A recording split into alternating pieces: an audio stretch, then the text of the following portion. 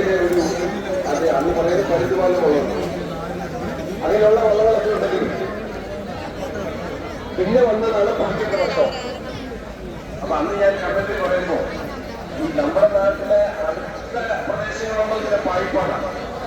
പിന്നെ കാരിച്ചാലുണ്ട്. കാരിച്ചാൽ വളരെ ശക്തമായിട്ട് പറഞ്ഞ വലിയ പ്രസിദ്ധി ചെയ്യുന്നില്ല. പക്ഷെ വരുമ്പോൾ നമുക്കൊരു ആവേശം വരും.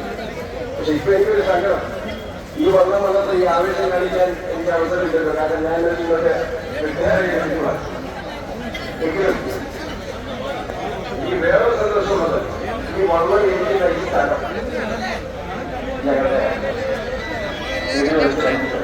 അവിടെ തന്നെ ഒരു വെള്ളം, ഒരു ചൂണ്ടൽ വെള്ളം അവിടെ വെച്ച് നിർമ്മിക്കാൻ ദൈവം സഹായിച്ചതിൽ അത് വളരെ നിർത്തിയുന്നു. ആ സന്തോഷം നിങ്ങൾക്ക് വേണ്ടി പങ്കു. എനിക്കൊരു അഭ്യർത്ഥന മാത്രമേ ഉള്ളൂ. ഞാൻ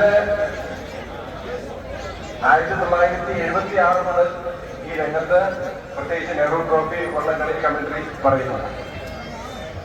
പല ചുണ്ടൻവള്ള സമിതിയായിട്ട് എനിക്ക് പരിചയമുണ്ട്. പ്രത്യേകിച്ച് പിന്നെ UBC കൈനേരി എന്ന പ്രസിദ്ധമായ ക്ലബിലെ ആളുകളായിട്ട് എനിക്ക് പരിചയമുണ്ട്. പക്ഷെ ഒരു കാര്യം ഞാൻ എന്റെ നാട്ടുകാരോട് പറയുകയാണ്, ഇത് എനിക്ക് തോന്നുന്നു 10-75 ലക്ഷം രൂപ മുടക്കിയാണ് ഈ വള്ളം പണിതിരിക്കുന്നത്. പക്ഷെ ഇതിലും കൂടുതൽ ചെലവായി ഇനിയും ഇത് മുമ്പോട്ട് കൊണ്ടുപോകാൻ. അന്ന് കളപ്പരയിലാണ് വള്ളം ഇടുന്നത്. അവസാനം ഈ പറമ്പിൽ കൊണ്ടുവന്നു ഒരു തെങ്ങ് വന്ന് വീണ വെള്ളം ഒടിഞ്ഞു പോയി. അതുകൊണ്ട് ആ വള്ളം അന്ന് നശിച്ചു പോയി. അല്ല ഇപ്പോഴും ആ ചെറിയ വെള്ളം കണ്ടേരാം. ഈ ചുണ്ടൻവള്ള സമിതിയിലുള്ള പ്രശ്നം നാട്ടുകാരുടെ സ്വപ്നം, അവരുടെ അധ്വാനം, സഹകരണം കൊണ്ട് നിർമ്മിച്ച ഈ വള്ളം മുമ്പോട്ട് കൊണ്ടുപോകണമെങ്കിൽ ഒരു പരിഗണനയും പാടില്ല. ജാതിയോ മതമോ രാഷ്ട്രീയമോ ഉള്ള ഒരു പരിഗണനയും ഈ സമിതിയിൽ പാടില്ല. അങ്ങനെ വന്ന ചില സന്ദർഭങ്ങളിൽ ചില വള്ളപ്പരയിൽ തന്നെ ഇരിക്കുന്നത് എനിക്കറിയാം. അതുകൊണ്ട് ദയവ് ചെയ്ത് നമുക്ക് ഒത്തൊരുമിച്ച് നീങ്ങണം.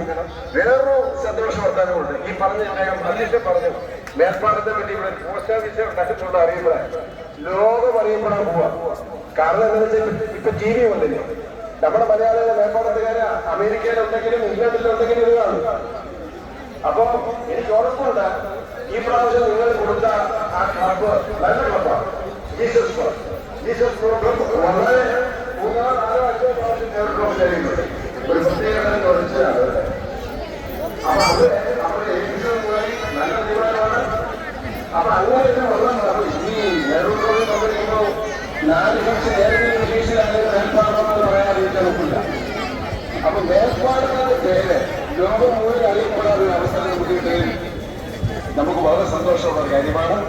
ഈ സമിതി നല്ല രീതിയിൽ മുമ്പോട്ട് പോകാൻ മുൻനിർത്തി ഒറ്റമൊരു മുന്നോട്ട് പോയി ഈ നാടിന് അഭിമാനമായി ഈ വെള്ളം തീരട്ടെ. അടുത്ത നെഹ്റു ട്രോഫിയിലെ ഈ വെള്ളം പ്രിയങ്കരനായ മന്ത്രി